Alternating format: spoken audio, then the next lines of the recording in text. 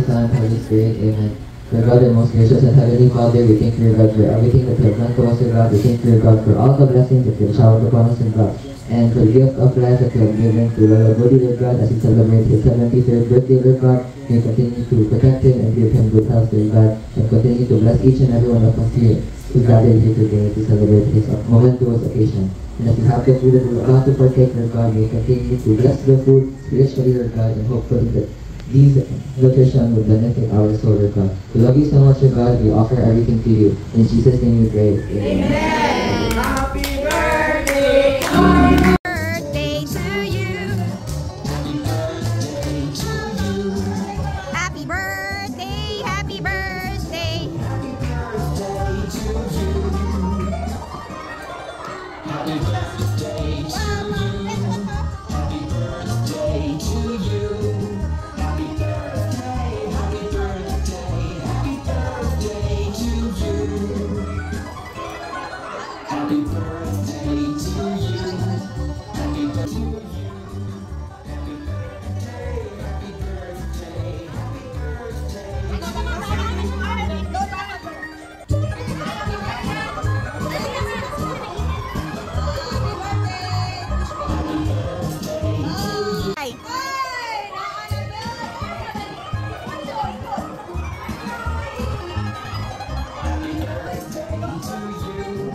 Happy birthday to you. Happy birthday, happy birthday, happy God wants us to be grateful sa atong pinagay. Maato rin siya, tanong na yung celebrate, God is so good to us. Ngayon kami taga, kinabuhi to enjoy. Dili to suffer. Kung sa mga risyo, prepare sa uban, para na lang sa maintenance. Supposed to be, you have to enjoy your retirement. With the family, with the loved ones. Pero kasalanan, reality, yung hindi na mag-enjoy. You're just suffering. You're just enduring. Dapat, you enjoy, not endure. Kaya mo na yung kinabuhi, supposed to be. So you know, the good life now, enjoy it. With thanksgiving to the Lord. Kaya mo na yan gusto. Na ato siyang acknowledge na life giver sa ating Panginoon. Dili na ito sayangan na akong kinabuhi. Mahimong natas mga sakit-sakit ako nahagyan yung sakit na hindi na mo yan. But yet, I celebrate it because I know that God, ang yung purpose sa atin is just to be thankful kung isa man natin ang tayo. Because He is faithful, according sa Biblia, God is faithful. Isa man na faithful. Faithfulness means, isip niyang magkamali kung kinsa siya, iyang ipabatik natin. His love, the joy, the peace, ang ikinahanglan natin, that's why all of it, wala ito lang. That's why we need to acknowledge God. Kasi yata na nalagitan, tanang mga mayunutang na itong ikinahanglan. Hindi ka itong mag-gain na ito, no? We can gain something, but ang pinaka-importante ito na mabati din mga pinaka-bato kayo impact is the goodness of God. Kaya napasakanta, God is good all the time. And all the time. Sa 7 leads to 80. Kung sila, makapin. So, grasya na BBI, kung ang mga katauhan karon na makaabot pa ko 80. Okay, the last time na ako iwanan 93, no? So, wonderful. Murag dugay na tawala kang yung na yung 103. So, Brother Goody, we remember na kano sa pagbulan, nagluya ka. And then there was a miracle and mighty works of God na diin nag-pray ang atong mga kaubanan. And what happened? Wow, the Lord renew your strength. So it was the Lord all the way of your life na iya kang di-extend sa imong emotionally, do not be kanang mataranta. So in times of confusion, na dili na makita ang gugma, just be still and look to Jesus because Jesus is love. Amen? Amen. So may perfect na tao. So ang kalindot ng Diyod, pag doon na tayo gugma, love covers multitude of sin. Okay? So, we will pray siguro diri sa atubangan and also represent siguro sa family kay Brother Benji. Kaya wala man siya diri, the family will represent. Right of the righteous availeth much. Amen. Amen. So let's pray and let's release blessing from the throne of grace. And let's pray for Papa Goody and Brother Benji, who is not around but represented by the family. Because wherever they are, ang kamot sa Ginoo dili gamay, kanunay nag-uban kanila. Amen. Amen. Father God in heaven, we thank you that truly, Lord, it is you who order everything in our life.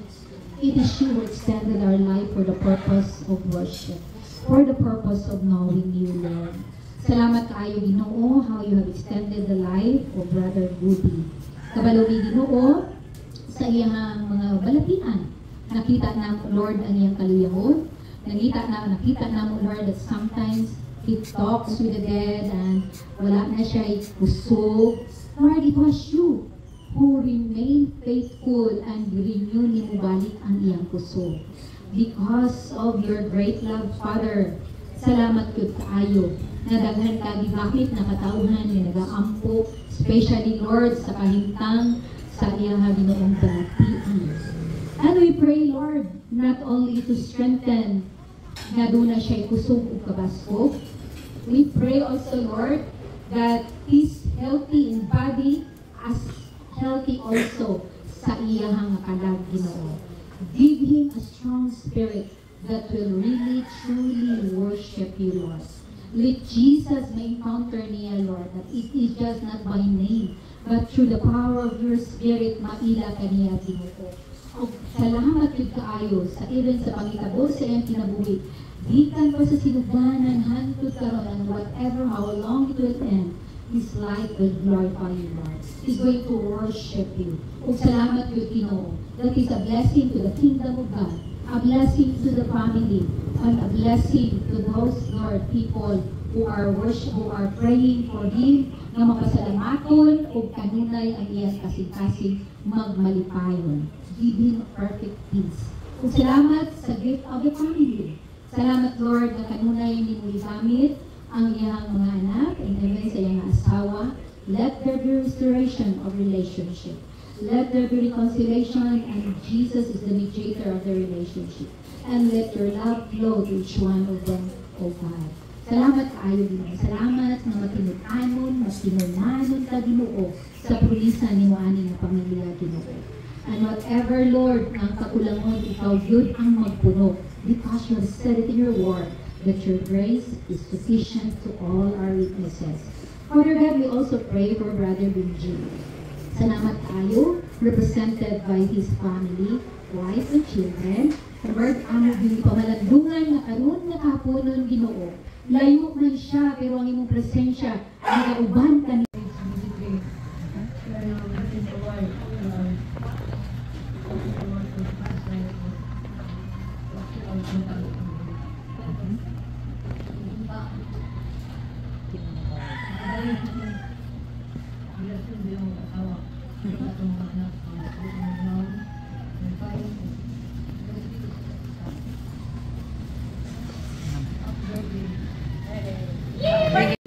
surrender to God Jesus, but then God has still a purpose for you and for our family. Itagaan pa dyan kanya of another year to live. Salamat sa Ginoo kay bisan pa sa mga pagsulay sa itong kinabuhi, kauban paghapon ka na mo ang karon. O kalipay ko kagahapon kay nakaligo ka yung kagdagat. Wish granted.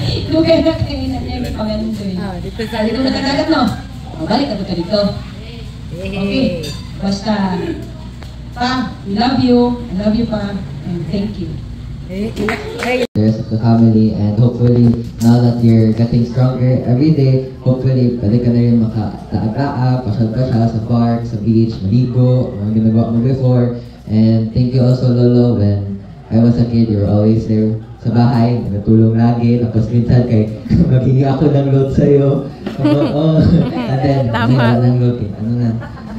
Wala na, nagkapalog si Lolo. So, ako minsan kahit kung may mga kailangan ako ng money, kahit minsan magbigay si Lolo ng patago. So, thank you, Lolo, for providing from time to time. And hopefully ngayon, Lolo, kahit mag-enjoy ka sa remaining days mo. And of course, always pray to God. And hopefully na doon talaga tayo magkita sa heaven. Happy birthday, Lolo. Lolo Guti, thank you kaayo kay nakas akong kinabuhi na bang ako ko naatay mga ups and downs, away-away kaya sometimes ano ka sa mga anger na matay ka sa ako. Pero thank you jud kaayo kay nakas akong kinabuhi, and thank you for giving joy in my life. Kung kasab akong nanay, ikaw kay ano ko nimo kanang magkara-gara ayon ka para mangisi ko. And I pray and hope na you will grow older and makita kami nimo mo dako, magka-pamilya, magka-anak kami ng mga apo, and you will grow older with your children, and may God bless you with more lives and money. Bible verse na makumahatag sa iyo, it's not that much, pero Job chapter 12 verse 12, wisdom belongs to the age and understanding to the old. Happy birthday, Lolo Guti, more life and blessings to come. Kuyawa. Ang verse ako yung hatag sa imo kay Isaiah 46:4-5. Even to your old age and gray hairs, I am He. I am He who will sustain you. I have made you and I will carry you. I will sustain you and I will rescue you. Happy birthday, Lolo Guti. Wow. I would like to thank you for being in my life, being very patient when I smacked you, hit at you, didn't do Crystal Bola. I'm very grateful talaga for your patience, love, and support. Thank you a lot. Thank you talaga sa Lord, giving me more time and more memories with you. I know it's not a lot. We haven't made a lot of journeys and memories together, but today is the day we can make that happen. Hopefully, Lord will give me more time with you and we can have more journeys and explorations together. Inspiration na, bantay rin ko ha. Sige, I'll give you my verse. Hold on, go open ChatGPT ba? Sige. Proverbs 16:31 says, "Great hair is a crown of glory. It's gained in a righteous life." As it says, as you see already, great hair. Singing of the righteous life. That's it. Gusto mag-adto sa dagat, magkuan-kuan ni kinsa ganito katong mag-amigo sa iyahan nga magdala sa iyahan kahubog. Inigulo niya yung short agad rin ako nahubo, nakita na ang lubot. So pag COVID po, ano siya ni Kakilin kay naagan kay si Papa COVID and isibak. Niyagi sa likod. So and then ibalik na po. Pagbalik, so nagpapalit og mga pagkaon sa gawas o nakataka-kwarta, pero praise God, diabetic ko kapila, but God is good all the time. Yun ang agad gihapon.